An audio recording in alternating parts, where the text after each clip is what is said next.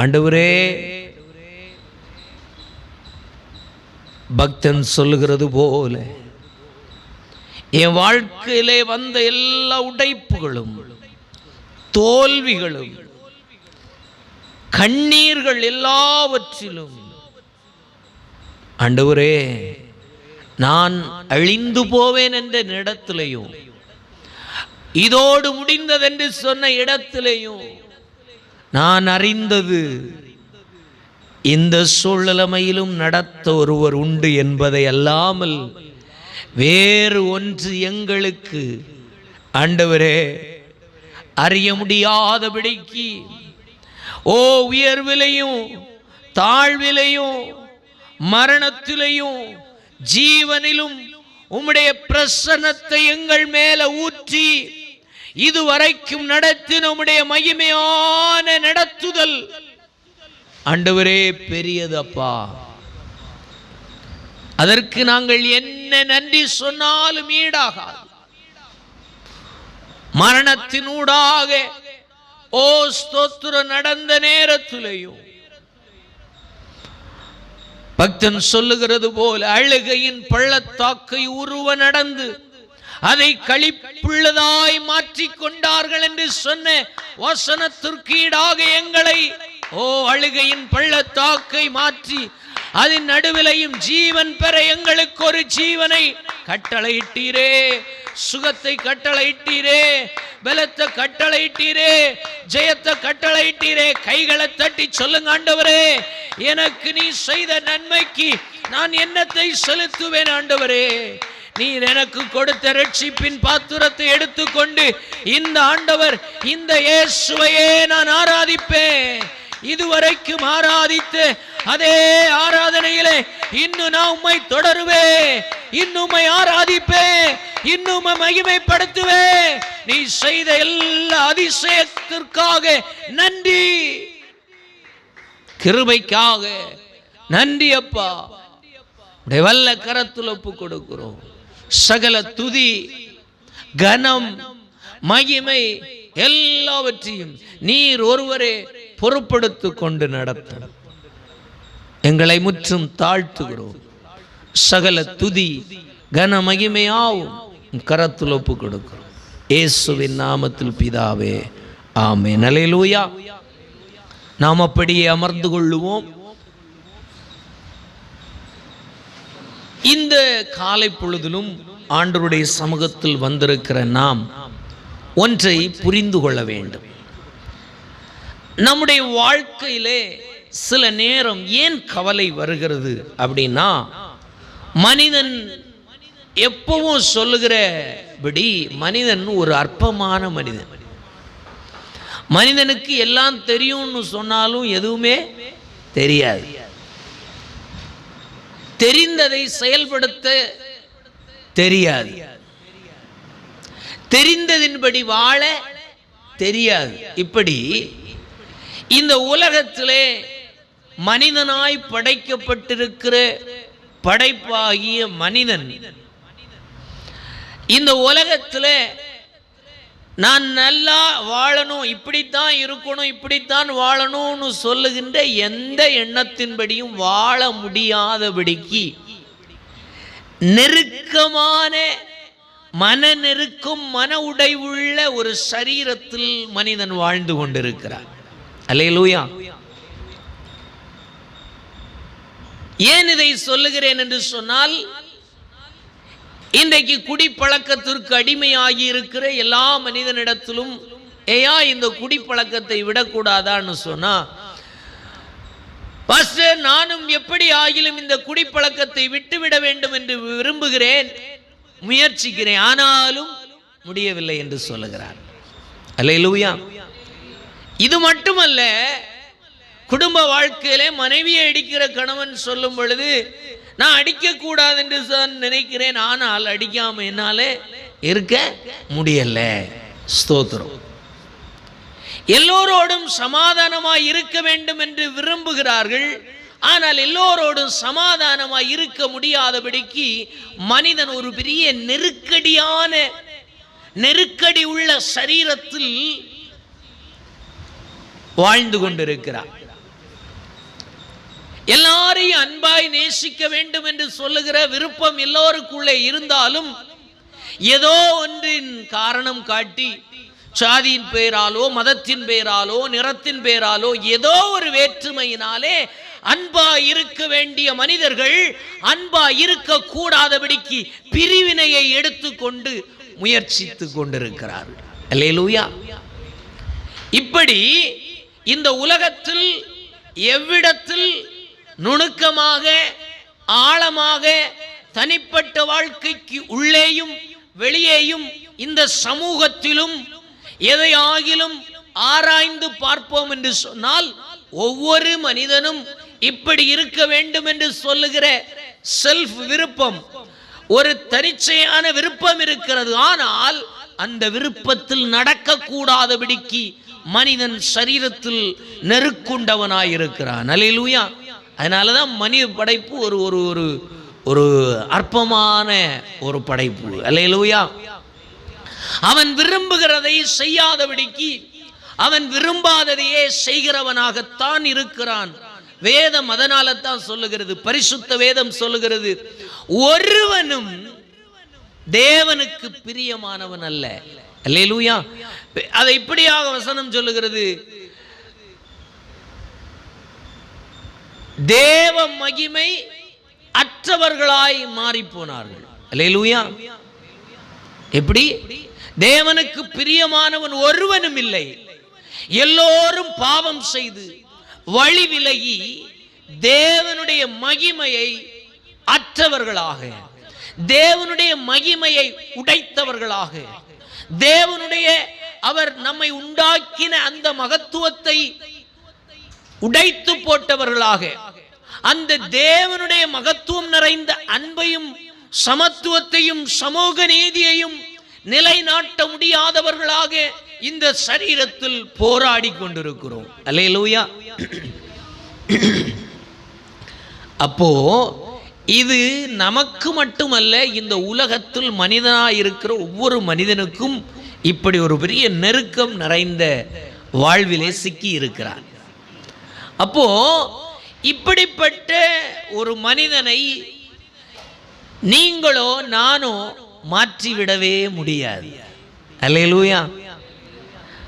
அப்போ மனிதனுடைய வாழ்க்கையில பல நேரத்தில் இப்படிப்பட்ட நெருக்கடியான மனிதன் துவண்டு போகிற, சோர்ந்து போகிற, கலங்கி போகிற, வாழ்க்கையை வெறுத்து மரணத்தின் உச்சத்தில் போய் நிற்கிற அநேக நேரங்கள் இருக்கிறது. அல்லேலூயா. அந்த நேரத்தில் ஒரு மனிதனை பலப்படுத்துகின்ற ஒரு இடம் என்பதை இந்த பகல் வேளையில் உங்களை பார்த்து சொல்ல விரும்புகின்றேன். அல்லேலூயா. திருப்பிக் கொள்ளுங்கள், ரோமரின் புஸ்தகம் 8வது அதிகாரம் அதனுடைய 36வது வசனத்தை வாசிக்கலாம். ரோமரின் புஸ்தகம் 8வது அதிகாரம் அதனுடைய 36வது வசனம் இப்படியாக சொல்லுகிறது, வாசிக்கலாம். கிறிஸ்துவின் அன்பை விட்டு நம்மை பிரிப்பவன் யார்?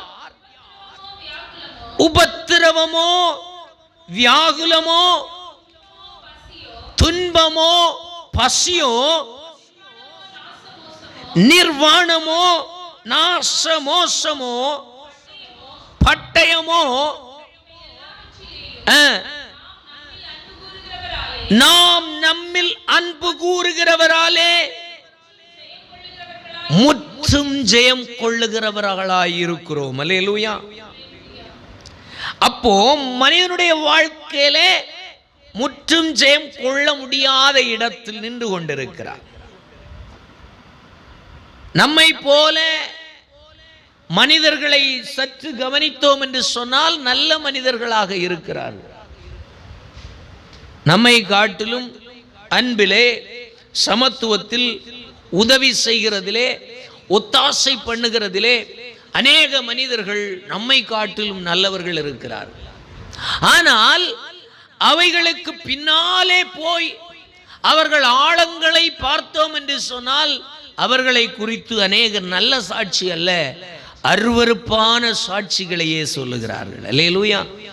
அப்படியானால் இந்த உலகம் சொல்லுகின்ற அந்த நல்ல மனிதன், நல்லவன் என்று சொல்லுகின்ற இடத்தில் எந்த மனிதனும் இல்லை என்பது தெள்ளத் தெளிவாய் மாறுகிறது. அல்லேலூயா. நான் என்னையும் சேர்த்தே சொல்லுகின்றேன், இந்த உலகத்தில் மனிதன் ஒருவனும் நல்லவன் இல்லை என்று சொல்லுகிறதை திருஷ்டாந்தமாய் ஆண்டவர் தம்முடைய வசனத்தில் சொல்லுகின்றார். அல்லேலூயா. ஆனால் இங்கே என்ன சொல்லப்பட்டிருக்கிறது? 37வது வசனம் சொல்லுகிறது, இவை எல்லாவற்றிலும் நாம் நம்மில் அன்பு கூறுகிறவராலே முற்றும் ஜெயம் கொள்ளுகிறவர்களாயிருக்கிறோம். முற்றும் ஜெயம் பண்ண, முற்றிலும் ஜெயம் பெறுகிறதற்கு மனிதனுக்கு கொடுக்கப்பட்டிருக்கிற ஒரே ஒரு இடத்தை குறிச்சி இந்த வசனம் சொல்லுகிறது. நாம்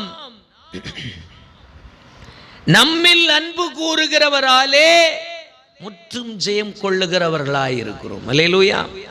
எப்படி? இவை எல்லாவற்றிலும் நாம் நம்மில் அன்பு கூறுகிறவராலே. நம்மில் அன்பு கூறுகிறவர் யார்?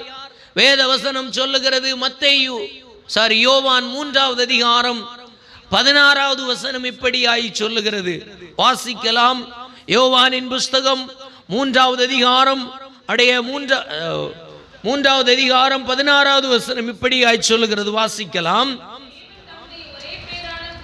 தேவன் தம்முடைய ஒரே பேரான குமாரனை விசுவாசிக்கிறவன் எவனோ நித்திய ஜீவனை அடையும்படிக்கு அவரை தந்தருளி இவ்வளவாய் உலகத்தில் அன்பு கூர்ந்தார். அல்லேலூயா. யோவான் 1வது அதிகாரம் அதனுடைய 12வது வசனம் இப்படியாய் சொல்லுகிறது. வாசிக்கலாம். இயேசு கிறிஸ்துவின் பெயரின் மேல் விசுவாசம் உள்ளவர்களாய் இயேசுவை ஏற்றுக்கொண்டவர்கள் எத்தனை பேர்களோ அத்தனை பேர்களுக்கும் தேவனுடைய பிள்ளைகள் ஆகும்படிக்கு அந்த ஜனத்திற்கு அதிகாரம் கொடுத்தார். அல்லேலூயா. உலகம் சொல்லுகின்றபடி இந்த உலகத்தில் மனிதன் தோற்று போனவன் தான். மனிதன் ஒரு பலவீனமான பாண்டம். அவன் நினைக்கிற எல்லா நல்லவற்றையும் செய்ய முடியாதபடிக்கு சிக்கி இருக்கிற ஒரு பலவீனப்பட்ட சரீரத்தில் வாழ்ந்து கொண்டிருக்கிற ஒரு மனிதன்.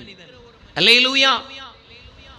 அப்படிப்பட்ட மனிதனை குறித்து ஆண்டவர் சொல்லுகின்றார், தேவனை நேசிக்கிற, தேவனை விசுவாசிக்கிற, தேவன் தம்முடைய ஒரே பேரான குமாரனை இந்த உலகத்திலே அன்பு கூறத்தக்கதாக அவரை தந்தருளின இயேசு கிறிஸ்துவை எந்த ஒரு மனிதன் ஏற்றுக்கொள்ளுகிறானோ, எந்த ஒரு தேவ பிள்ளை இயேசு எனக்கு போதும், இந்த இயேசுவுக்காக என் வாழ்க்கையை அர்ப்பணிக்கிறேன், என்னை நேசிக்கிற இந்த இயேசுவை நான் அறிந்திருக்கிறபடி இந்த இயேசுவுக்காக என் வாழ்க்கையை ஒப்புக் கொடுக்கிறேன் என்று சொல்லி எங்கே தன்னுடைய வாழ்வை இயேசுவுக்கு அர்ப்பணிக்கிறானோ அங்கே அவன் வேறுபட்ட ஒரு அதிகாரத்தை உடையவனாய் மாறுகிறான்.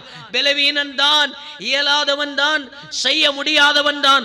ஆனால் தேவனை நேசித்து தேவனுக்கு தன்னை அர்ப்பணிக்கும் பொழுது ஆண்டவர் அவனை சொல்லுகின்றார், என்னுடைய பிள்ளை என்று சொல்லுகின்ற ஒரு அதிகாரத்தை கண்ணால பார்க்க முடியாத, காதால கேட்க முடியாத, இருதயத்தால உணர முடியாத ஒரு அதிகாரத்தை இயேசு கிறிஸ்துவை சொந்த இரட்சகராக ஏற்றுக்கொண்ட ஒவ்வொரு சின்ன பிள்ளைகள் முதல் பெரியவர்கள் வரைக்கும் தேவன் கொடுக்கின்றார். அல்லேலூயா. அதான் யோவான் 1வது அதிகாரம் 12வது வசனம் சொல்லுகிறது, அவரை ஏற்றுக்கொண்டவர்கள் எத்தனை பேரோ அவர்கள் தேவனுடைய பிள்ளைகள் ஆகும்படி, தேவனுடைய பிள்ளை தேவனுடைய பிள்ளை தேவனுடைய பிள்ளை ஆகும்படிக்கு ஒரு அதிகாரம் கொடுக்கப்பட்டிருக்கிறது. அல்லேலூயா. அப்போ கிறிஸ்துவனுடையவர்கள் தேவனுடைய பிள்ளை என்று சொல்லி அடையாளமாக்கப்படுகிறார். அல்லேலூயா. அப்படி அடையாளமாக்கப்பட்டவன் என்ன சொல்லுகிறான் அப்படின்னா, நம்ம வாசிச்ச வசனம் அதைத்தான் சொல்லுகிறது. கிறிஸ்துவின் அன்பு பவுல் அப்போஸ்தலன் சொல்லும் பொழுது சொல்லுகிறார், கிறிஸ்துவின் அன்பு விட்டு என்னை பிரிப்பவன் யார்? அல்லேலூயா. நிறைய பேர் கிறிஸ்துவின் அன்பு என்ன அப்படின்னா, நிறைய பேர் என்ன நினைக்கிறாங்க அப்படின்னா, எல்லாம் வெளிநாட்டிலிருந்து கொண்டு வந்து இயேசுவை பற்றி சொல்லி பணத்தை கொடுத்து, பிரட்டை கொடுத்து, துணியை கொடுத்து, ஆஸ்தியை கொடுத்து, இவங்களுக்கு வீடெல்லாம் கட்டி கொடுத்து மதத்தை மாற்றி மாற்றி கொண்டு வந்திருக்கிறாங்கன்னு நிறைய பேர் நினைக்கிறாங்க. அல்லேலூயா. ஆனால் ஒன்றை புரிந்து கொள்ள வேண்டும், நான் பிறப்பிலேயே கிறிஸ்துவை அறியாதவனாக கிறிஸ்தவனாக வாழ்ந்தவன். ஆனால் என்னுடைய வாழ்வின் நோக்கம், வாழ்வின் ஓட்டம் ஏதோ என்னுடைய எண்ணங்களிலே வைத்து ஓடிக்கொண்டிருந்தேன். எனக்கு நன்றாக தெரியும், நான் இன்றைக்கு ஸ்தோத்திரம், இன்றைக்கு வேதத்தை சுமந்து ஆண்டவருடைய ஊழியத்தை செய்து கொண்டிருக்கிற என்னுடைய வாழ்க்கையில நல்லா தெரியும், நான் இந்த வேதத்தை சுமப்பதற்கு எள்ளளவும் தகுதியற்றவன். இயேசு கிறிஸ்துவை இயேசு என்று சொல்லுகிற இடத்திலே, அவரை மகிமையாய் மகிமைப்படுத்துகிற இடத்திலே நிற்பதற்கு எவ்விதத்திலும் அருகதையற்றவன். இந்த இயேசுவை பழித்து பேசி இருக்கிறேன், இந்த இயேசுவை கெட்ட வாயினாலே சபித்திருக்கிறேன். ஆனாலும் காலம் வந்த பொழுது அவர் என்னை நேசித்த விதத்தை பிரத்யட்சமாய் நான் காணவும், நான் உணரவும், நான் எப்படிப்பட்டவன் என்பதை காணத்தக்கதான ஒரு உணர்வுள்ளவனாய் மாற்றும்படிக்கு தேவன் என்னில் பிரத்யட்சமான பொழுது, அப்பொழுதுதான் நான் உணர்ந்தேன், நான் இயேசுவை இன்னும் அறியவில்லை. அல்லேலூயா. ஆனால் நான் என்ன சொல்லுகின்றேன், கோயிலுக்கு போறேன், கோயில்ல பேர் இருக்கு, கோயில்ல வரி கட்டுகிறேன், கோயில்ல எனக்காக எத்தனையோ பிரதிஷ்டைகள், எத்தனையோ காணிக்கைகள், எத்தனையோ விதமான வேண்டுதல்கள் எல்லாம் எல்லா மனிதர்களும் செய்கிறது போல செய்யப்பட்டது. அல்லேலூயா.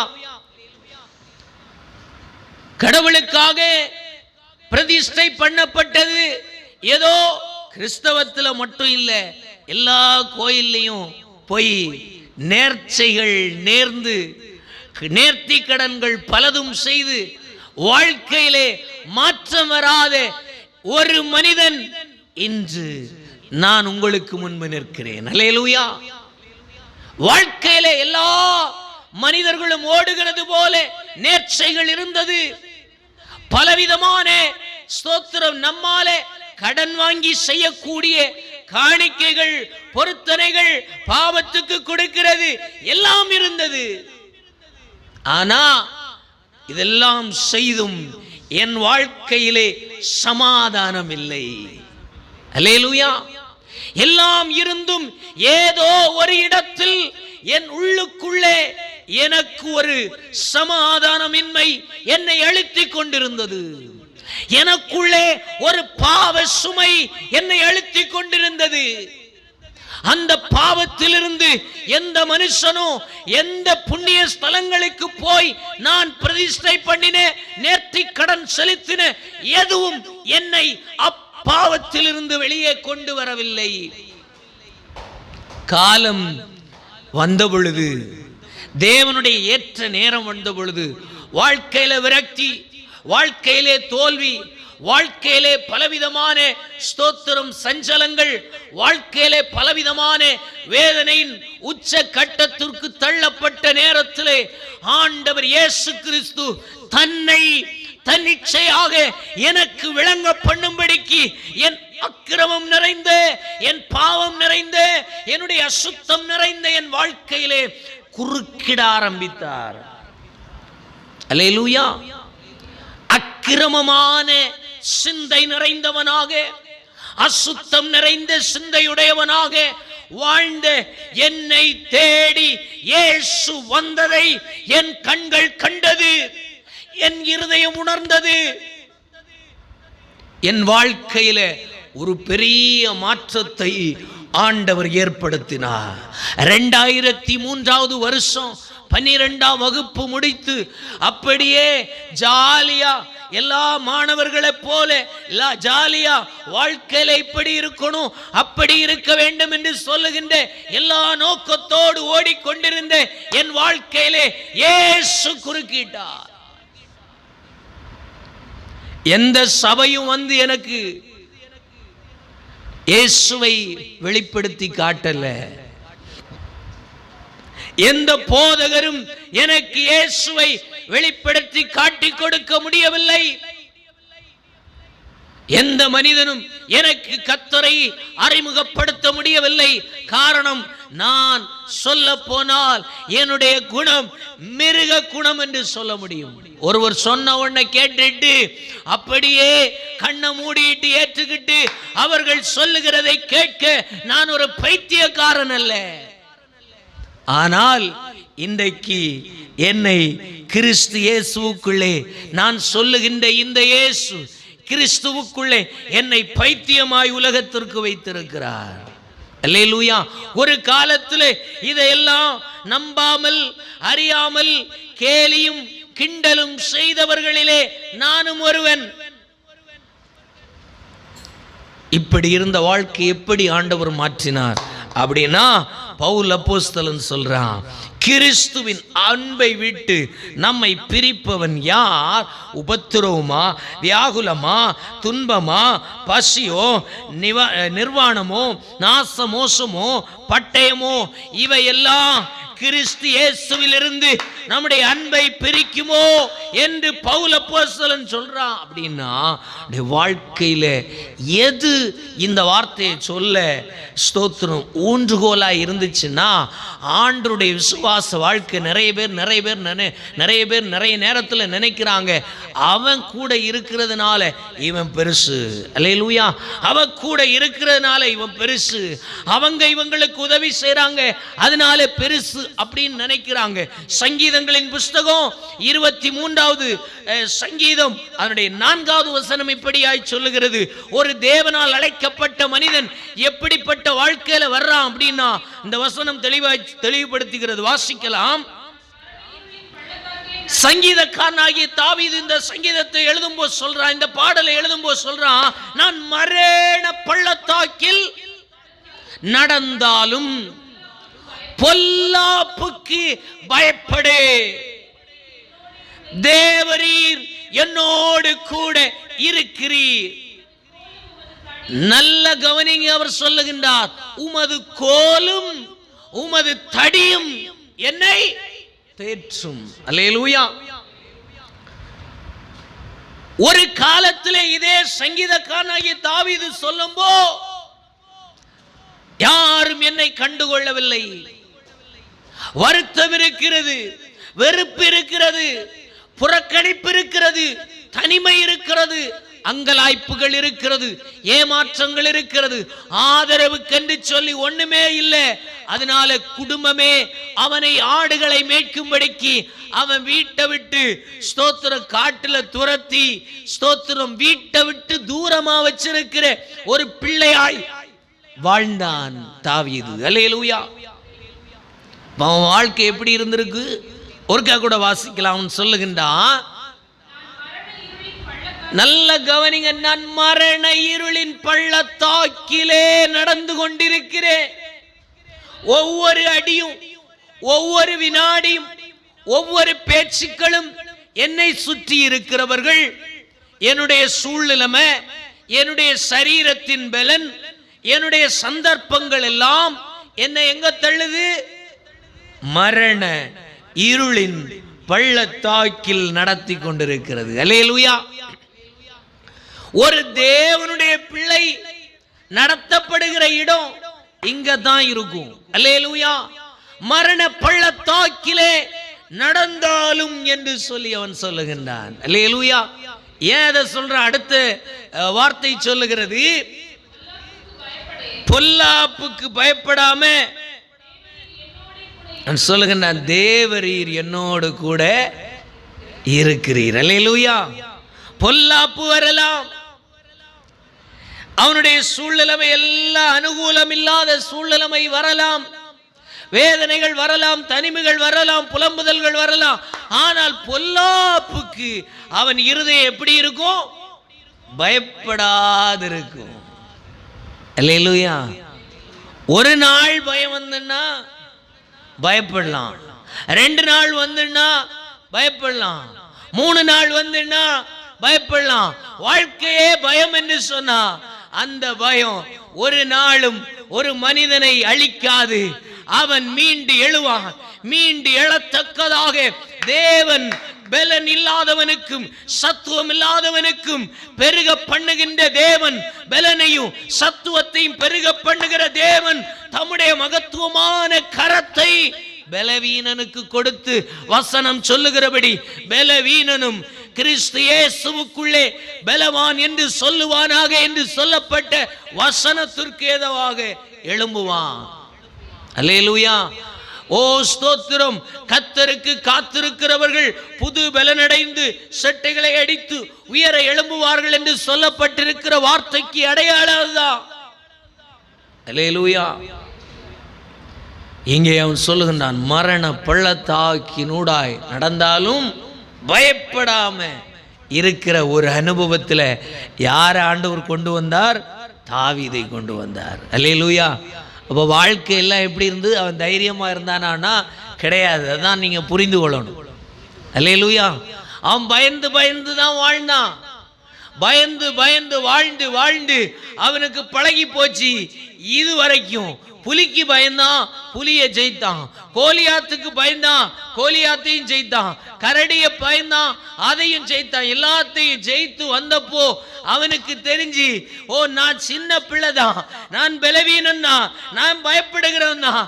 ஆனா எல்லாத்தையும் கடக்க பண்ண எனக்கு பின்னாடி ஒருவர் இருக்கிறார் என்று சொல்லுகிற தைரியம் இந்த தாவீதுக்குள்ளே ஆண்டவர் உருவாக்கினார். அவனுக்குள்ளே உருவாக்கின அந்த பலன் தான் ஒரு நாளில சகல இஸ்ரவேலை பார்த்து கலங்க பண்ணின இந்த பெலிஸ்தியனுக்கு முன்பாக 5 கல்லு கூழாங்கல்லை எடுத்துட்டு வந்து இவனுக்கு முன்னாடி ஓ தைரியமா வந்து நிற்க பண்ணின அந்த பலன்.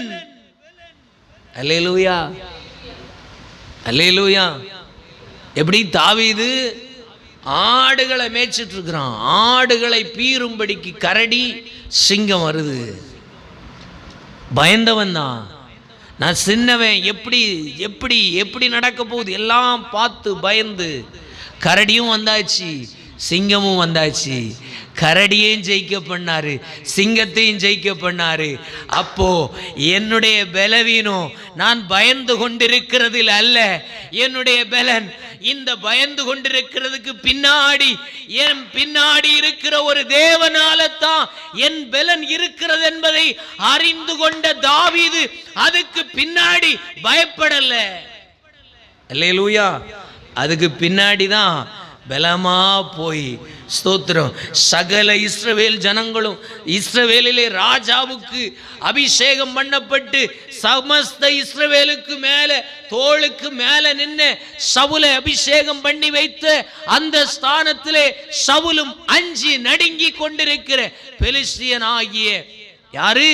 கோலியாத் எழும்பி நின்று ஒவ்வொரு நாளும் சவால் விடுகிறான். யாராயில இருக்கீங்களா? என் கூட போராடுகிறதற்கு யுத்தம் பண்ணுகிறதற்கு எவனாவது இருக்கிறீங்களா? வா, ஒத்தைக்கு பார்ப்போம், அடிச்சு பார்ப்போம், வெட்டி பார்ப்போம், குத்தி பார்ப்போம், ஜெயித்து பார்ப்போம்னு சொல்லி சவால் விடுகிறான். சகல இஸ்ரவேல் ஜனங்களும் பயந்து நடுங்கி அந்த ராஜாவாகிய சவுலுமே பயந்து அரண்மனைக்குள்ளே என்ன செய்வதென்று சொல்லி யோசித்து கொண்டிருக்கிறான். அல்லேலூயா.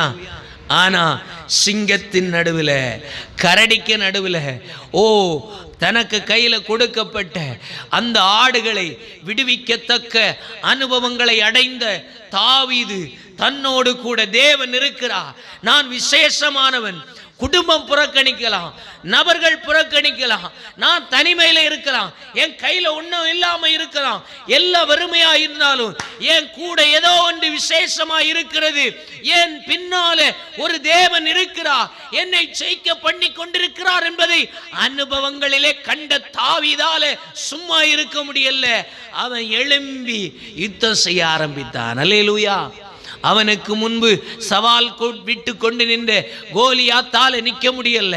அவனுக்கு முன்னால வந்த எத்தனையோ படைகள், எத்தனையோ பெலன்கள், எத்தனையோ யுத்தங்கள் வேதாகமும் தெளிவாய் சொல்லுகிறது. அவன் காலத்துல அவனால ஜெயிக்க கூடாத ஒரு ராஜா இல்லை என்று சொல்லுகிற அளவுக்கு எல்லாவற்றிலும் ராஜா தாவீதுடைய காரியம் ஜெயமா இருந்தது என்று வேதம் சொல்லுகிறது. அல்லேலூயா. தாவீது யுத்தம் செய்த ஒவ்வொரு யுத்தங்களும் ஜெயமாயிருந்தது. அல்லேலூயா. ஏதோ அவன் பிறப்புல இதெல்லாம் படிச்சு அதெல்லாம் படிச்சு நிக்கிறதுனால அல்ல, அவன் வாழ்க்கையிலே தனிமை, புலம்புதல், வேதனை, வியாகுலம், கண்ணீர், அவமானம், நிந்தை, நெருக்கம், கஷ்டம் எல்லாவற்றையும் ஒவ்வொரு நிமிடமும் வலி, வேதனை, மரணத்தின் ஊடாக, மரணத்தின் விளிம்பிலே ஒவ்வொரு அனுபவங்களையும் வேதனையோடு, சுமையோடு, இன்னைக்கு இந்த பிரச்சனையோடு நான் மரித்து போக போகிறேன், இந்த போராட்டத்தில் நான் செத்து போவேன், இதுக்கு அடுத்தது எனக்கு ஒரு வாழ்க்கை இல்லைன்னு சொல்லி அவன் அங்கலாய்த்த மரண தருவாய்கள் பலது. எல்லாவற்றிலும் எழும்பி ஓட அவனுக்குள்ள ஒரு தைரியம் வந்தது. நான் மரண இருளின் பள்ளத்தாக்கில் தான் நடக்கிறேன், ஆனா நான் இல்லை, எனக்கு கூட ஒருவர் இருக்கிறார். அல்லேலூயா, ஸ்தோத்திரம். நான் மரண இருளின் பள்ளத்தாக்கில் நடந்தாலும் பொல்லாப்புக்கு பயப்பட, பொல்லாப்பு தான் என் வாழ்க்கையா இருக்கு, ஆனாலும் நான் பயப்பட, ஏன் தேவரீர் என்னோடு கூட இருக்கிறீர். அல்லேலூயா. சொல்லுங்க, தேவரீர் என்னோடு கூட இருக்கிறீர், அதனால நான் இன்னைக்கு செத்துருவேன், இந்த சூழ்நிலை மேல செத்துருவேன், இந்த சந்தர்ப்பத்தை செத்துருவேன்னு சொல்லி நினைச்ச எல்லாவற்றிலும் இன்னைக்கு என்ன ஜீவனோட வச்சிருக்கிறார்னா நான் நடந்த எல்லாம் மரண தருவாய், ஆனா அதிலிருந்தெல்லாம் நான் மீண்டிருக்கிறேன், நான் அதிலிருந்தெல்லாம் காக்கப்பட்டிருக்கிறேன் என்று சொன்னா அவன் சொல்றான், தாவீது சொல்றான், என் கூட என் பின்னால தேவன் இருக்கிறார். அல்லேலூயா, அல்லேலூயா. ஒத்தாசை செய்கின்ற ஒரு தேவன் என் பின்னாடி இருக்கிறார். அனுபவத்தால தான் அவன் அறிய முடிஞ்சிச்சு. அந்த அனுபவத்தில் அவன் என்ன சொல்றான் பாருங்க, அந்த வசனத்தில் கடைசி பகுதியை வாசிக்கலாம். உமது கோலும் உமது தடியும் என்னை தேற்றும். இதை நீங்க கொஞ்சம் ஆழமா புரிஞ்சு. ரெண்டு விஷயம் இங்க சொல்லப்பட்டிருக்கு. ரெண்டு விஷயம். தாவீது கோலினாலும் தடியினாலும் தேற்றப்பட்டேன் என்று சொல்லுகின்றார். அல்லேலூயா. இது ஒரு பெரிய சப்ஜெக்ட். அல்லேலூயா. கோலுக்கும் தடிக்கும் ரெண்டு வித்தியாசம் இருக்கு. ஆடுகளை ஓட்டுகின்ற மேய்ப்பர்கள் கையிலே பயன்படுத்துகிற ரெண்டு ஆயுதம், ஒன்று கோல், இன்னொன்று தடி. இது தமிழ்ல ஒரே வார்த்தையில் பொருந்தி விடும், கோலும் தடியும் ஒன்று போல தான் இருக்கும். ஆனால் வேதாகமத்தில் ஸ்தோத்திரம், இது ரெண்டு அர்த்தங்கள் கொண்ட விஷயம், இரண்டு காரியங்கள். கோல் என்று சொன்னால் எப்பவும் ஆடை அப்படியே ஸ்தோத்திரம், அது எப்படி இருக்கும்னா தமிழில் அர்த்தம் மாறி வரும், அதனால் நீங்கள் அதை புரிஞ்சுக்கணும். கோல் அப்படின்னு சொன்னால் இங்கிலீஷில் ராடு. அது ஒரு எப்படி சொல்கிறது, எதிரியை விரட்டுகிறதற்கு பயன்படுத்தப்படுகிறது. அது ஒரு குறுகிய ஆயுதம். அல்லேலூயா. ஆட்டுக்கு விரோதமாய், ஆட்டை கடிப்பதற்கோ ஆட்டை கொன்று போடுவதற்கோ ஆட்டை பிடித்து செல்வதற்கோ வருகின்ற விலங்குகளை தடுப்பதற்கும் அந்த ஆடு இந்த இடத்திற்கு போக வேண்டும், ஆபத்து நிறைந்த இடத்திற்கு போகிறது என்று சொல்லுகிறதை அறியும் பொழுது அந்த ஆட்டை திசை திருப்புவதற்காகவும் பயன்படுத்துகின்ற ஒரு ஆயுதம் கோல். அல்லேலூயா. இப்போ நம்ம அதை எப்படி சொல்லலாம்? இப்போ இந்த நம்ம கலாச்சாரத்தில் வளரின்னு சொல்லுவாங்க. வளரி அப்படின்னு சொன்னால் நிற்கிற இடத்துல எரிஞ்சா அது போக வேண்டிய இடத்துல போய் தாக்க வேண்டியவரை தாக்கிட்டு திருப்பியும் நம்ம கையிலேயே வந்து சேருகிற ஆயுதம் களரின்னு சொல்லுவாங்க. இது இப்போ நம்ம வழக்கத்தில் இல்லை, இருந்தாலும் அதை பலரும் சொல்லி அநேகருக்கு அது கொஞ்சம் தெரிய வாய்ப்பு இருக்கிறது. அப்போ இந்த ஆயுதமும் அப்படித்தான். இதை கொண்டு இந்த ஆட்டை மேய்க்கின்ற மேய்ப்பன் ஆபத்தான இடத்திற்கு போகும் பொழுது ஆட்டை திசை திருப்புவதற்கு ஆட்டுக்கு அடி கொடுத்து திருப்புகிறார். இல்லை, இந்த ஆட்டுக்கு வேறொரு விலங்கு இதை பீறி போட வருகிறது, கொன்று போட வருகிறது, சாப்பிட போகிறது என்பதை அறியும் பொழுது அவர் இந்த ஆயுதத்தினாலே எதிராயிருக்கிற விலங்கை அடித்து விரட்டுகிறதற்கு பயன்படுத்துகிற ஒரு ஆயுதம். அல்லேலூயா. ரெண்டாவது சொல்லப்பட்டிருக்கு தடி. இது அப்படின்னா வயசானப்போ மனிதர்கள் பயன்படுத்துகிறதற்கு ஒரு தடி இருக்கு இல்லையா, அது கொஞ்சம் கையில் வந்து இப்போ மாடர்ன் ஸ்டிக் வந்து கையில் வந்து அப்படி ஒரு எப்படி இருக்கும். ஆனால் பழைய காலத்தில் இது மேலே வந்து அப்படி வளைந்து ஒரு நீண்ட கோலை உடையதாய் இருக்கும். அதனால தான் ஆண்டவர் இயேசு கிறிஸ்துவனுடைய ஃபோட்டோவை பார்த்தீங்கன்னா அவர் மேய்ப்பர், அதனால கையில் ஒரு கோல், வளைஞ்ச கோலை கொடுத்து விட்டுருக்காங்க. இப்போ அந்த கோல் வந்து இன்றைக்கு ஊழியங்களிலே பிஷப் ஆர்டினேஷன் வாங்குகிறவங்க கையில் ஒரு கோல் கொடுக்குறாங்க. அல்லேலூயா. எப்படியும் சரி, இந்த கோலை நீங்கள் புரிஞ்சுக்கிடணும். இந்த கோல் கொஞ்சம் நீளமாக இருக்கும், அந்த லாஸ்ட் பகுதியில் ஒரு வளைந்த பகுதி இருக்கும். இது எதுக்கு அப்படின்னா ஆடுகள் மேய போகிற இடத்துல அப்படியே அடிக்கிறதற்கல்ல, அணைத்து கூட இருக்கிறேன் அப்படின்னு சொல்லி அணைத்து செல்லுகிறதற்கு பயன்படுத்தப்படுகின்ற ஒன்று. இந்த கோலினாலே அந்த ஆட்டின் மேலே தடவும் பொழுது அது ஒரு நம்ம கூட மேய்ப்பன் இருக்கிறார் என்று சொல்லுகின்ற ஒரு தைரியம், ஒரு உணர்வோடு கூட அந்த ஆடு அந்த எல்லையில் சந்தோஷமா மேயும். அல்லேலூயா. அதுக்கு அடுத்ததாக இந்த வளைந்த பகுதியை வச்சு மேய்ப்பன் சில ஆட்டுக்குட்டிகளுக்கு எட்டாத உயரத்தில் இருக்கிற மேய்ச்சலை அந்த கொக்கியில இழுத்து ஆடுகள் மேய்ந்து கொள்ளுவதற்காக, ஆடு சாப்பிட்டு கொள்ளுவதற்காக அதை இழுத்து பிடித்து கொள்வதற்கும் அந்த கோல், அந்த தடி உதவுகிறது. அல்லேலூயா. அது மட்டுமல்ல, சில நேரம் ஆபத்தான இடங்களிலே ஆடு சிக்கி கொள்ளும் பொழுது இந்த வளைந்த பகுதியை வைத்து அப்படியே அந்த ஆட்டுக்குட்டிகளை தூக்குகிறதற்கு, அதை விடுவிக்கிறதற்கு, எந்த நெருக்கடியிலே சிக்கி கொண்டாலும் அதிலிருந்து வெளியே கொண்டு வருவதற்கு இந்த தடி உபயோகமாகிறது. அல்லேலூயா. அப்போ ஒன்று பாதுகாப்புக்காக கொடுக்கப்பட்டிருக்கிற ஆயுதம், இன்னொன்று அடிப்பதற்காக கொடுக்கப்பட்டிருக்கிற ஆயுதம். இப்ப தாவீது என்ன சொல்றான்? கோலும் என்னை தேற்றுகிறது, தடியும் என்னை தேற்றுகிறது. அல்லேலூயா. அல்லேலூயா. ஏன் இந்த தாவீது இந்த வார்த்தையை சொல்றான் அப்படின்னா, நம்ம பல நேரம் மனிதனுடைய யோசனையில இது ஏன் இப்படி நடந்துச்சு, இப்படி நடந்துச்சு, இப்படி நடந்துச்சு, இப்படி நடக்கும்னு எதிர்பார்த்தேனே, இப்படியே நடக்கும்னு சொல்லி நான் ஜெபம் பண்ணேனே, ஆண்டவனுடைய ஜெபத்தை கேட்காம அது இப்படி நடந்துட்டேன்னு சொல்லி கலங்கி வியாகுலப்பட்டு குழப்பப்படுகிற நம்முடைய வாழ்க்கையில நாம் நம்முடைய சித்தத்தை, நம்முடைய விருப்பத்தை ஆண்டவருடைய விருப்பமா நடக்கணும் நடக்கணும் நடக்கணும் என்று சொல்லி ஜெபத்திலே, ஆராதனையிலே, தேவனுடைய சமூகத்திலே விரும்புகிறோம். அல்லேலூயா. ஆனா எப்போ இதெல்லாம் இல்லை, தேவன் என்ன விரும்புகிறார், தேவன் என்ன செய்ய விரும்புகிறார். நான் ஒரு சிக்கல்ல இருக்கிறேன், நான் ஒரு நெருக்கத்தில் இருக்கிறேன், நான் ஒரு கஷ்டத்தில் இருக்கிறேன், இதிலிருந்து எப்படி நான் விடுவிக்கப்பட முடியும் ஆண்டவரே, கர்த்தாவே சொல்லும், அடியேன் கேட்கிறேன் என்று சொல்லி தேவ சித்தத்துக்கு நேராக எந்த ஒரு பிள்ளை ஜெபத்தை ஏறெடுத்து அவர் சொல்லுகிறதை கேட்டு அவர் மாறுபட்ட விஷயத்தை சொல்லுவார்.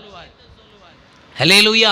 மாறுபட்ட விஷயத்தை சொல்லும்போ, ஓ நான் இதல்லவா நினைத்தேன், ஆண்டவர் இப்படி எளிமையான விஷயத்தை சொல்றாரே அப்படின்னு கேட்டு அந்த வார்த்தைக்கு கீழ்ப்படிஞ்சு அந்த வார்த்தைக்குள்ளே வரும்போது தான் தெரியும் நம்ம நினைச்சதெல்லாம் தேவ சித்தம் இல்லை என்று.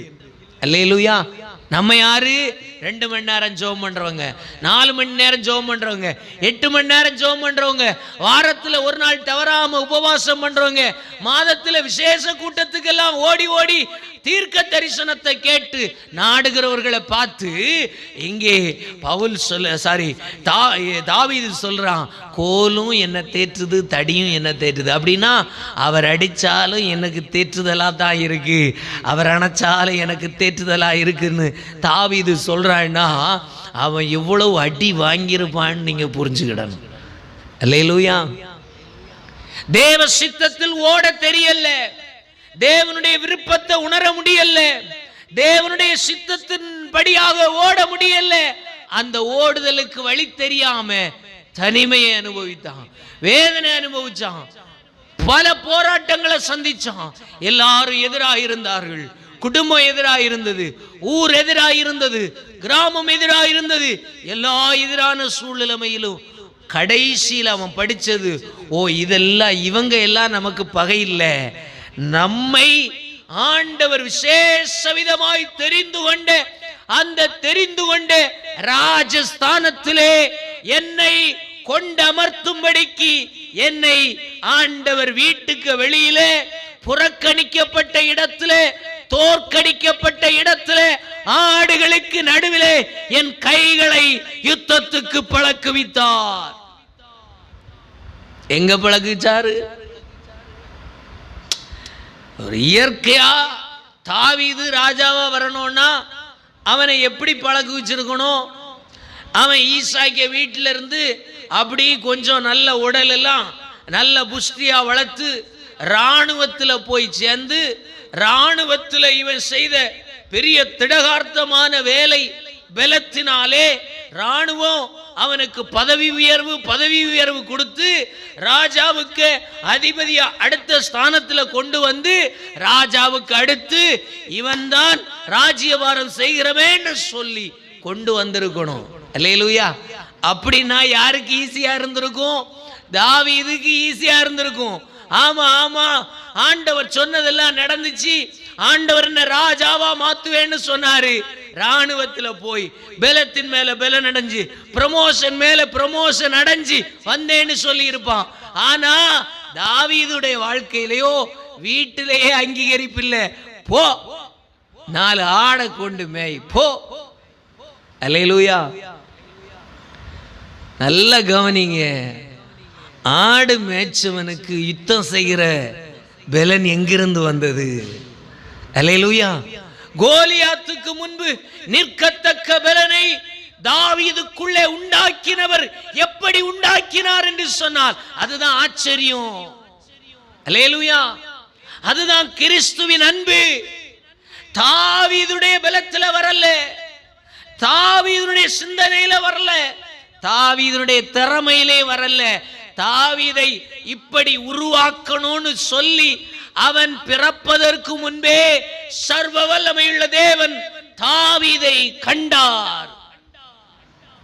கண்டவர் அவன் எங்க தள்ளப்பட்டாலும் நீங்களும் நானும் இது ஆடு மேய்ச்சிட்டு இருக்கிறது எப்படி யார் ராஜாவா வரும்னு சொல்லிட்டு இருக்கிற நம்முடைய சிந்தனைக்கு மாற்றாக ஆட்டுக்கு மத்தியிலே ஆண்டவர் தாவீதை உருவாக்கினார். அல்லேலூயா. அவன் சந்திச்ச அடி கொஞ்சம் நஞ்சம் இல்லை. அல்லேலூயா. உங்களையும் என்னையும் போல அவன் அந்த விசுவாச வாழ்வின் ஓட்டத்திலே பட்ட கஷ்டங்கள் கொஞ்சம் நஞ்சம் இல்லை. அதனால தான் அவன் சொல்றான், எல்லாத்தையும் பட்டேன், அடிபட்டேன். கோல் வர வேண்டிய நேரம் என்ன வந்தது? தடி வந்தது. தடி வர வேண்டிய நேரம் கோல் வந்துச்சு. அடி வேண்டிய நேரம் அடி வந்துச்சு. புரியுதா? அரவணைப்பு வர வேண்டிய நேரம் அடி வந்துச்சு. அப்ப எல்லாம் தோற்று போனேன்னு சொல்லிதான் நின்னேன் அப்படின்னு தாவீது சொல்றான். ஆனா அவன் சொல்றான், இதெல்லாம் முடிஞ்சு வந்தப்போ சொல்றான், அவருடைய கோலும் என்ன தேற்றுச்சு, தடியும் என்ன தேற்றுச்சு. அல்லேலூயா. அப்படின்னா அவர் என்ன சொல்ல வராரு? அவருடைய அணைப்பும் என்னை தேற்றினது, சில நேரம் அவருடைய அடியும் என்னை தேற்றினது. அல்லேலூயா. ஆண்டவர் உருவாக்குற மனுஷனுக்கு வர்ற அடியும் அவனை உருவாக்கும், தோல்வியும் அவனை உருவாக்கும். அல்லேலூயா. அது இந்த உலகத்தில் இருக்கிற மனுஷனுக்கெல்லாம் சொல்லி புரிய வைக்கவே முடியாது. அல்லேலூயா. அவன் உருவாகி கொண்டே இருப்பான். அவனை உருவாக்குகிறவர் கர்த்தர். பார்வோனை எழுப்பி விட்டதும் கர்த்தர் தான். பார்வோனை கடினப்படுத்தினதும் கர்த்தர் தான். மோசையை அனுப்பி விட்டதும் கர்த்தர் தான். ஆனா ரெண்டுக்கு நடுவில் மோசேயை ராஜாவாக்கி, மோசேவை கர்த்தாவாக்கி, மோசேயை தேவனுக்கு உகந்த இடத்துல தேவனுக்கு ஈக்குவலா மாற்றி பார்வோனை டம்மி ஆக்கினார். அல்லேலூயா. அல்லேலூயா. நீங்க கவனிக்கணும், பார்வோனுக்கு ராஜாவாக்கினேன் என்று சொல்லிதான் ஆண்டவர் மோசே அனுப்பினார். மோசே யாரு? இதே பார்வோனை பார்த்து பயந்துட்டு இருந்தான். அல்லேலூயா. அதான் ஆண்டவர் உருவாக்குறவன் எந்த இல்லாமையிலும் அவன் உருவாக்கப்படுவான், எந்த தோல்வியிலும் உருவாக்கப்படுவான். மரண வழியிலே இவன் இனி எழும்ப முடியாதுன்னு சொல்ற இடத்திலிருந்தும் அவனுக்கு ஒரு உயிர், அவனுக்கு ஒரு ஜீவன், அவனுக்கு ஒரு வழி, அவனுக்கு ஒரு வெற்றியை தேவன் நிர்ணயித்து வச்சிருப்பாரு. அதை எந்த மனுஷனும் எந்த பிசாசும் இந்த உலகம் தோற்கடிக்க முடியாது. அல்லேலூயா. அல்லேலூயா. தாவீது சொல்றான், அவர் அடிச்சப்ப எல்லாம் தெரியல, அவரே என்ன அடிக்கிறாரே, அவரே எனக்கு சுகம் கிடைக்கலையே, அவரே எனக்கு எதிராக இருந்தது போல அல்லவா இருக்கு, ஆண்டவரே என் கூட இருக்கிறது போல ஒன்றும் தெரியலையேன்னு தான் தெரிஞ்சிச்சு. ஏன்னா உலகமும் இவனை அடிக்குது, ஆண்டவற்றெண்டும் அடி வந்தது போல தான் இருக்குது. ஆனால் காலம் போக போக அவன் உருவாகி இருந்தது அவனுக்கே தெரியல. சிங்கத்தை வேட்டையாடக்கூடிய பலன் இவனுக்குள்ள இருந்தது, கரடியை வேட்டையாடக்கூடிய பலன் இவனுக்குள்ள இருந்தது. இதுக்கு மேல ஒரு ராஜாவோடு கூட யுத்தம் பண்றதுக்கு இவனுக்கு ஸ்பெஷல் ட்ரைனிங் வேற என்ன வேணும்? சவுல்கிட்ட போய் சொல்றாரு, நான் ஆடுகளை மேய்த்து கொண்டிருந்தப்போ இதை போல கரடி வந்துச்சு, சிங்கம் வந்துச்சு, எல்லாம் பீறி போட்டேன். இப்ப இவன் விருத்த சேதனம் இல்லாத ஒருவன் என்னுடைய ஆண்டவரை, என்னுடைய கர்த்தரை இழிவாய் பேசுகிறதற்கு இவன் எம்மாத்திரம்? அவனுக்கு நான் போய் என்னுடைய தேவனை வெளிப்படுத்துவேன் என்று சொல்றான். அவனுக்குள்ளே இருக்கிற தைரியம் யாருக்குள்ள இல்ல? சவுலுக்குள்ள இல்ல. ராஜா நடுங்குகிறான். நானே அவனுக்கிட்ட யுத்தம் பண்ண முடியாதபடிக்கு பேசாம என் உயிரை காப்பாத்திக்கிறதுக்கு யுத்தத்துக்கே போகாம ஒளிச்சிட்டு இருக்கிறேன். இவன் என்ன நடுத்தருவில் இழுத்து என்னுடைய கழுத்தை அறுத்துருவான் போல இருக்கே அப்படின்னு சொல்லி யோசிக்கிற அளவுக்கு தாவீது வந்து நிற்கிறான். தாவீதை பார்க்குறான். சவுல் பார்த்தோன்னே சிவந்த மேனியும் அழகான ரூபம் உள்ள ஒரு சின்ன குழந்தை மாதிரி இருக்கிறான். இவனை போய் எப்படி யுத்தத்துக்கு அனுப்புறது அப்படின்னு சொல்லி நிற்கிறான். ஆனால் தாவீது சொல்றான், நான் போவேன், கர்த்தருடைய ஜீவனை கொண்டு சொல்லுகிறேன், நான் வெற்றி பெறுவேன். அல்லேலூயா. தாவீது உருவாக்கப்பட்ட விதத்தை சவுல் கொஞ்சம் கம்பேர் பண்ணிட்டு, சரி இவன் புலியெல்லாம் கொன்னானாமே, இவனுக்கு நம்ம படை வீரர்களுக்கு கொடுக்குற எல்லா ஆயுதங்களையும் என்ன செய்யுங்க, மாட்டுங்க, மாட்டி யுத்தத்துக்கு அனுப்புவோம் அப்படின்னு சொல்லி எல்லாத்தையும் மாட்டுனா தாவீதால என்ன செய்ய முடியல? எலும்ப கூட. அல்லேலூயா. நீங்க நல்லா புரிந்து கொள்ளணும். தாவீது மற்ற படை வீரர்கள் மாட்டிக்கொண்டிருக்கிற எந்த ஆயுதங்களையும் தரிப்பித்து எழும்பி நிற்கக்கூடிய திடரே இல்லாதவன். இவன் சொல்றான், நான் கோலியாத்தை ஜெயிக்க போறேன், என்ன விடும். இப்ப நீங்க ஒண்ணு நல்லா புரிஞ்சுக்கிடணும், இவனை விடுறதுங்கிறது எந்த விதத்திலையும் குவாலிஃபைடான விஷயமே இல்லை. வேற ஆள் இல்லை. சரி, இவன் வந்து ஓயாம தொல்லை பண்றான், இவன் இன்னும் செய்துட்டு போட்டுன்னு சொல்லி அவுத்து விட்டாங்க. ஆனால் தாவீது போய் ஒரே ஒரு கூழாங்கல்ல வச்சு கோலியாத்தை மேற்கொண்டான். அல்லேலூயா. அத்தனை காலங்களாய் சமஸ்த இஸ்ரவேல் ஜனங்களையும் மிரட்டி பயமுறுத்தி அச்சுறுத்தி வீட்டுக்கு வெளியே வர முடியாம நடுங்கி படை வீரர்கள் எல்லாம் சேனை தலைவர்கள் எல்லாம் அறை வீட்டுக்குள்ளே அடைந்து கிடந்தவர்களுக்குள்ளே தாவீது செய்த யுத்தத்தை பார்த்தப்போ ஒரு பெலன் வந்தது. அவனுக்குள்ளே இருந்த அதே பலத்தோடு கூட சகல இஸ்ரவேல் ஜனங்களும் கோலியாத்துக்கு பின்னால இருந்த பெரிய பெரிய யுத்த வீரர்களை மேற்கொள்ளத்தக்கதாக ஒரு பெரிய சங்காரத்தை உண்டு பண்ணும்படிக்கு தாவீது எழும்பி போய் நின்னா. அல்லேலூயா. அதனால தான் அவன் சொன்னாரு, அடியும் என்னை உருவாக்குச்சு, அரவணைப்பும் என்னை உருவாக்குச்சுன்னு. அதனால தான் சொல்றான். அல்லேலூயா. என்ன சொல்றாரு அவரு? கோலும் என்ன தேற்றுச்சு, தடியும் என்ன தேற்றுச்சு. அல்லேலூயா. சில நேரம் ஆண்டவரிடத்திலிருந்து தடி வரும்போ, அடி வரும்போ, அரவணைப்புக்கு பதிலா எல்லாம் எதிரா வரும்போ நீங்களும் நானும் என்ன செய்கிறோம்? கலங்கி விடுகிறோம். ஆனா ஒரு நல்ல விசுவாசத்தில் தேறினவன் கலங்கவே மாட்டான். அல்லேலூயா.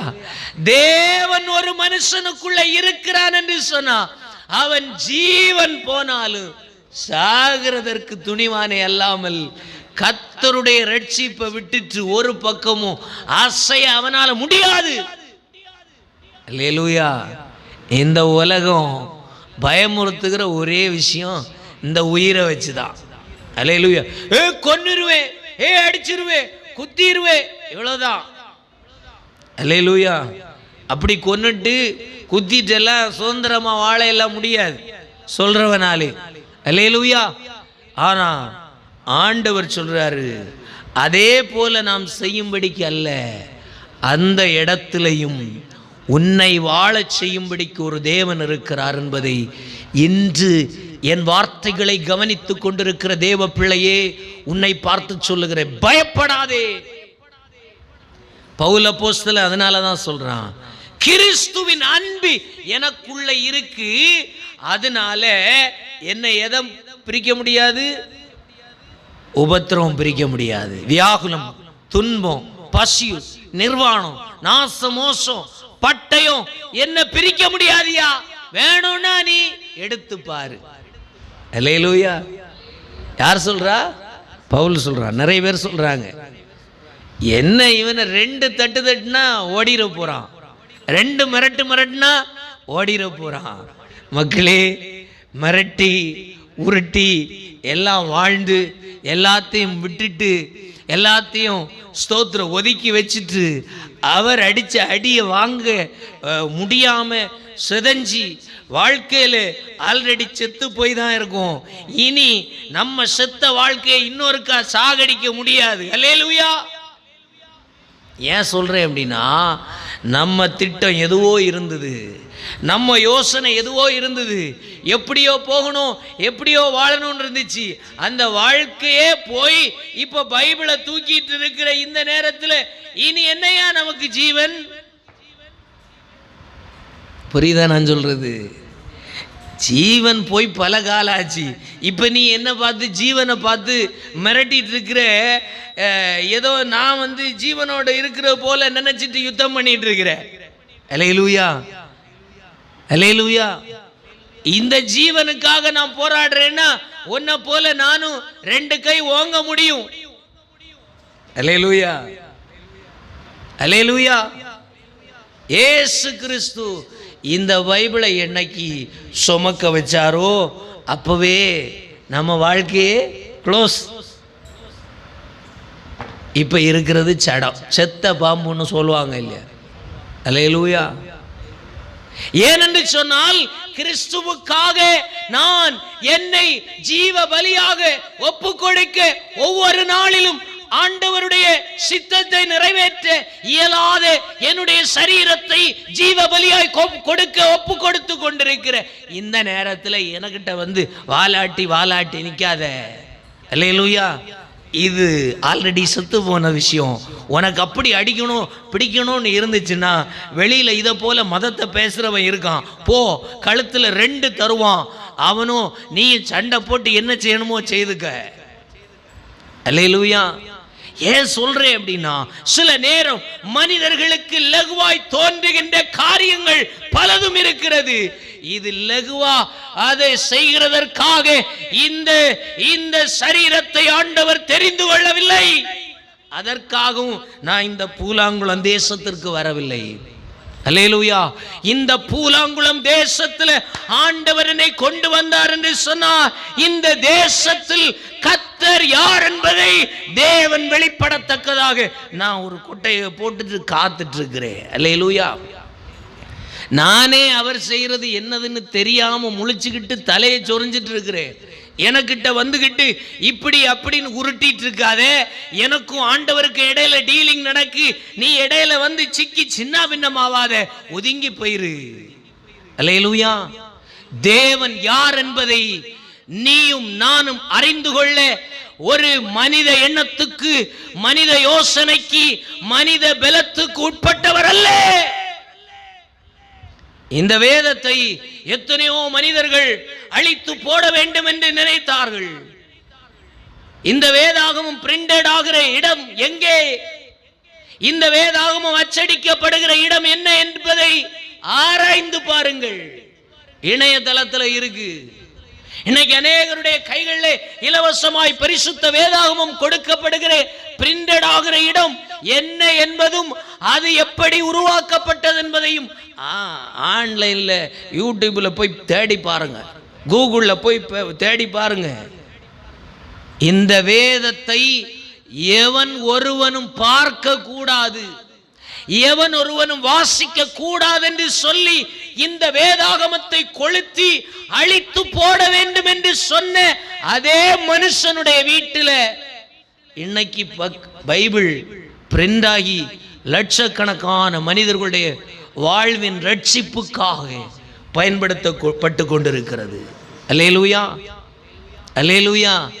அவனாலே ஜெயிக்க முடியல, நீயும் நானும் என்னத்தை போராடி ஜெயிக்க போறோம்? அல்லேலூயா. ஸ்தோத்திரம். நமக்கு ஒரே ஒரு விஷயம்தான், இந்த மனுஷன் நான் ஜெயித்தேன் நீ ஜெயித்தேன்னு சொல்ற ஜெயத்துல எல்லாம் எனக்கு நம்பிக்கை இல்லை. அல்லேலூயா. நீ ஜெயித்து என்ன கண்ட, நான் ஜெயித்து என்ன கண்டே? எல்லோரும் ஒரே வழியாய் போறோம். ஒரு நாள் வருகிறது, மரணம் உன்னை வாரிக்கொண்டு போகிறது, என்னையும் வாரிக்கொண்டு போகிறது. ஆனால் அந்த மரணத்துக்கு முன்பு ஒரு நிச்சயம் உனக்கு வேண்டும். சகோதரனே, சகோதரியே, நான் மரிப்பதற்கு முன்பு ஒரு நிச்சயத்தோடு இருக்கிறேன். என் இயேசுவினிடத்தில் என் ஜீவன் இருக்கிறது. இந்த சரீரத்திலே நான் மரணத்தை சந்திக்கிற நாளிலே நான் இயேசுவோடு கூட இருப்பேன். உனக்கு அந்த நிச்சயம் இருக்கா? அல்லேலூயா. இயேசுவுக்காக ஏதோ மதத்தை மாற்றுறதுக்காக வந்து நிக்கல. தேவராஜ்யத்தின் அந்த மேலான அன்பின் நிமித்தம் அவருடைய ராஜ்யத்திலே பங்காளியாய் மாற வேண்டும் என்று நான் இந்த வேதத்தை தூக்கி இருக்கிறேன். இந்த வேதத்தை தூக்கி இருக்கிறது. நீயும் அறியாதிருக்கிற அந்த இயேசுவை, அறியாதிருக்கிற அந்த ராஜ்யத்தை காணும்படிக்கு கர்த்தர் உனக்கதை வெளிச்சமாய் வெளிப்படுத்தி தரும்படிக்கு ஜீவ பலியாய் என்னை ஒப்பு கொடுத்து அவருடைய ரட்சிப்பு வெளிப்பட காத்து நிற்கிறேன். சகோதரனே, சகோதரியே, என்னை கவனித்துக் கொண்டிருக்கிற தேவ பிள்ளையே, இல்லை இதுவரைக்கும் அறியாத ஒருவராய் இருந்து கொண்டிருக்கிற தேவ பிள்ளையானால் சொல்லுகிறேன், இன்று உனக்கும் எனக்கும் மரணம் வந்தால் அந்த மரணத்தின் ஊடாக ஒரு நித்திய ராஜ்யத்தை நீயும் நானும் எடுத்துக் கொள்ளலேனா ஒரு பெரிய நித்திய நரகம் நமக்கு முன்பாக வைக்கப்பட்டிருக்கிறது. அங்கே அழுகையும் பல்கடிப்பும் வேதனையும் உபத்திரவமும் வியாதியும் ஸ்தோத்திரம், அங்கே எரிகிற அக்கினி எரிந்து கொண்டிருக்க, புழுக்கள் மேலே ஏறிக்கொண்டிருக்க, அருவருப்பான எல்லாம் அதை ஸ்தோத்திரம் சரீரத்தில் சுமக்க வேண்டிய கொடுமையின் காலத்தில் நீ போய் சேராதிருக்க, இன்றைக்கு கர்த்தர் கொடுத்திருக்கிற ஜீவனுள்ள காலத்திலே கர்த்தரை ஏற்றுக்கொள். கர்த்தர் அதற்காகத்தான் வந்தார். இன்னைக்கு உலகத்தில் பயந்து தோற்று போய் நிற்கிற ஒவ்வொருவரை பார்த்து சொல்றேன், பயப்படாத. இந்த தோல்வியெல்லாம் நிரந்தரமானது அல்ல. சரீர பலவீனம் பட்டிருக்கா, பயப்படாதுங்க. இந்த சரீர பலவீனம் ஒன்றும் இல்லைங்க. இதை விட பலவீனம் நித்திய நரகத்தில் நீங்களும் நானும் போய்விட்டோமானா அதுதான் பெரிய பலவீனம். இந்த உலகத்தில் நம்ம மரணத்தின் ஊடாக ஒரு ஜீவனை பெற்றுக்கொள்ளும்படிக்கு இயேசுவை பிடித்துக் கொள்ளுங்கள். அதனாலதான் பவுல் சொன்னா, என்ன கிறிஸ்துவில் இருந்து பிரிச்சிடலான்னு நிறைய பேர் கங்கணம் கட்டிட்டு இருக்கிறாங்க. எப்படி இவனை ஒரு மிரட்டுனா எல்லாத்தையும் விட்டுட்டு ஓடி போவான்னு சொல்லி கங்கணம் கட்டி நிற்கிறாங்க. தைரியமா செய், உனக்கு கொடுத்த கிருபையை தைரியமா செய். ஆனா பவுல் சொல்லுகின்றான், அவனுடைய ஸ்தோத்திரம் கிறிஸ்துவின் அன்பை வியாதியோ நெருக்கமோ உபத்திரவமோ நாச மோசமோ மரணமோ கிறிஸ்துவின் அன்பை விட்டு பிரிக்காது என்பதை அறிந்திருக்கிறேன். அல்லேலூயா, அல்லேலூயா. மரணத்துக்கு பயந்தவனை நீ மிரட்டலாம், மரணத்துக்கே மரண பயம் காட்டுறவன எப்படி போய் மிரட்டுறது தெரியல. அல்லேலூயா, ஸ்தோத்திரம். யோபு சொல்லுகிறான், அந்நிய கண்கள் அல்ல, என் சொந்த கண்கள் அவரை காணும். அல்லேலூயா. கடைசி நாளிலே பூமியின் மேல் கர்த்தர் எழுந்து நிற்பதை என் சொந்த கண் காணும் என்று சொல்லுகிறதே, அந்த யோபு சொல்லுகிறது போல ஆண்டவர் என்ன கொண்டு வந்தப்போ ஆண்டவர்கிட்ட நான் அறிஞ்சிருக்கிறது ஒன்னே ஒன்று தான், இந்த ஜீவனோ இந்த சரீரமோ நான் இங்கே கட்டி வச்சிருக்கிற கட்டிடங்களோ இங்கே சாதித்த எந்த சாதனையோ அல்ல. நான் கர்த்தருக்காக கர்த்தரிடத்தில் போகணும், கர்த்தர் சமூகத்தில் போகணும், கர்த்தருடைய பிரசன்னத்தில் நிற்கணும், கர்த்தருடைய ராஜ்யத்தில் நிற்கணும்னு சொல்லுகிற ஒன்றே ஒன்று தான் என்னுடைய லட்சியம். அல்லேலூயா. அதே நீயோ பிசாசோ உலகமோ உபத்திரவமோ வியாதியோ என்னை விட்டு எடுக்கவே முடியாது. அதனால நான் சந்தோஷமாக இருக்கிறேன். அல்லேலூயா. வேணும்னா டெஸ்ட் பண்ணி பாரு, ஆனால் நீ ஜெயிலுக்கு போகிறது உறுதி. அல்லேலூயா, ஸ்தோத்திரம். அல்லேலூயா, ஸ்தோத்திரம். நீங்கள் நல்லா புரிஞ்சுக்கிடணும், மனிதனோடு யுத்தம் பண்ணி கொண்டிருக்கிறார்கள். ஏதோ அற்பமான மதத்தை வைத்து, ஜாதியை வைத்து, இனத்தை வைத்து, வேற்றுமைகளை வைத்து பிளவுபடுத்துகிற காரியத்தை செய்து கொண்டிருக்கிற மனிதன் நிச்சயமாய் ஒரு நாள் சந்திக்கப்படுவே. இல்லை, தேவனுடைய கரத்திலிருந்து நீ செய்கிற அக்கிரமத்திற்கு உகந்த தண்டனையை வாங்க போற. எச்சரிப்பாய் சொல்லுகின்றேன், உனக்கு பிடிக்கலையா ஒதுங்கி போயிரு. நானே தெரியாம ஓடிட்டு இருக்கிறேன், அவர் பிடிச்சு கொண்டு உட்கார வச்சிருக்கிறாரு. என் வழியில குறுக்கிடாதே, என் வழியில குறுக்கிடாதே. என் வழி உன்னுடைய சித்தத்தின் படி அல்ல, என்னுடைய ராஜ்யம் உன்னுடைய சித்தத்துக்குண்டான ராஜ்யம் அல்ல. என்னுடைய வழி அவர் நிர்ணயித்திருக்கிறார். அவர் திட்டம் பண்ணின வரவ, சிருஷ்டித்த வரவ, கொண்டு வந்த வரவ.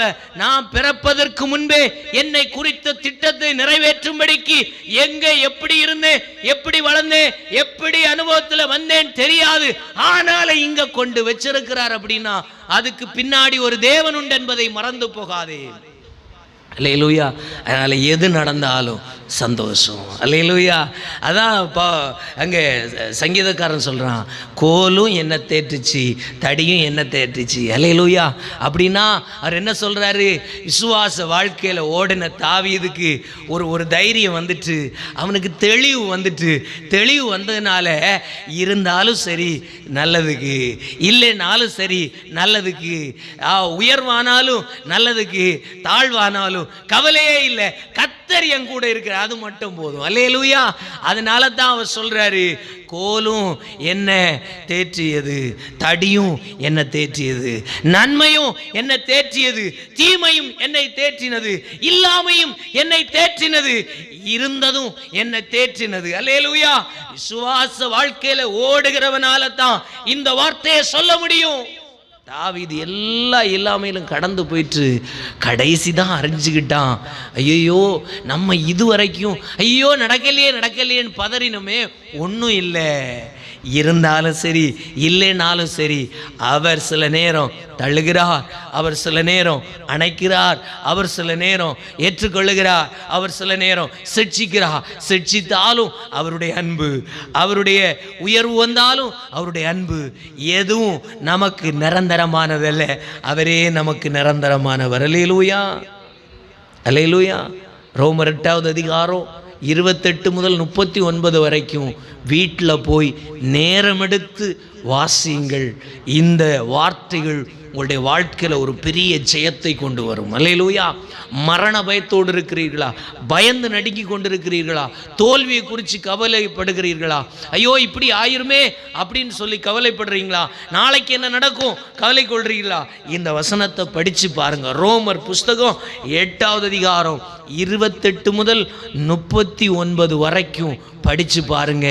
அனுபவிச்சவன் சொல்றான், ஸ்தோத்திரம், இதெல்லாம் ஒன்றும் என்னை அசைக்கவே, இது இன்னைக்கு இல்லை, என் வாழ்க்கை ஃபுல்லாக நான் அனுபவிச்சுட்டேன். அல்லேலூயா. ஸ்தோத்திரம்.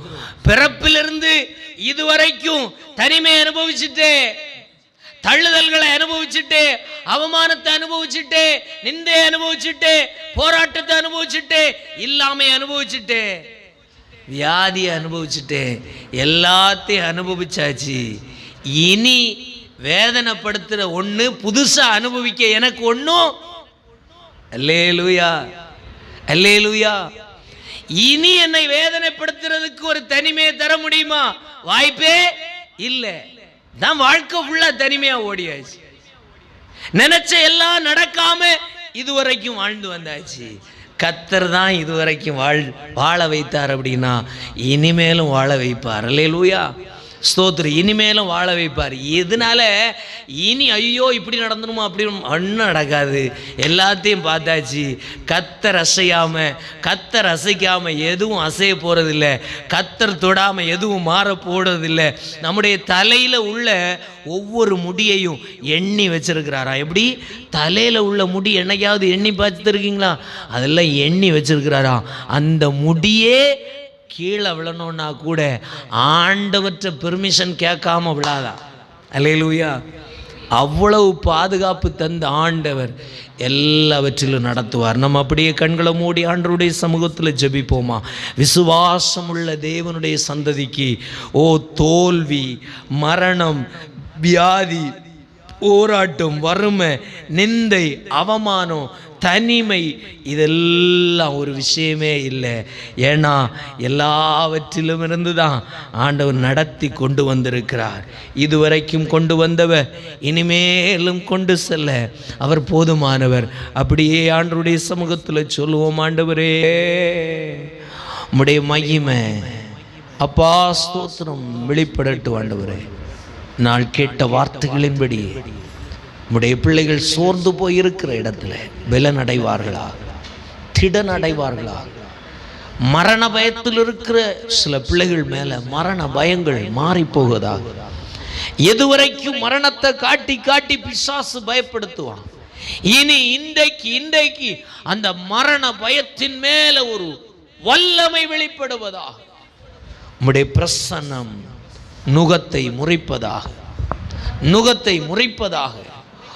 ஸ்தோத்திரம். பலன் உள்ளவனுக்காகிலும் பலனற்றவனுக்காகிலும் உதவி செய்கிறது உமக்கு லேசான காரியம். இன்றைக்கு ஒரு அற்புதத்தை செய்து உடைய நாமத்தை மகிமைப்படுத்துகிறதற்காய் ஸ்தோத்திரம். சகல துதி கன மகிமையாவும் நீர் ஒருவரை எடுத்துக்கொள். நாள் வந்த அத்தனை பிள்ளைகளையும் ஆசீர்வதி.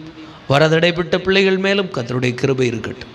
இயேசுவின் நாமத்தில் ஜெபிக்கிறோம் நல்ல பிதாவே.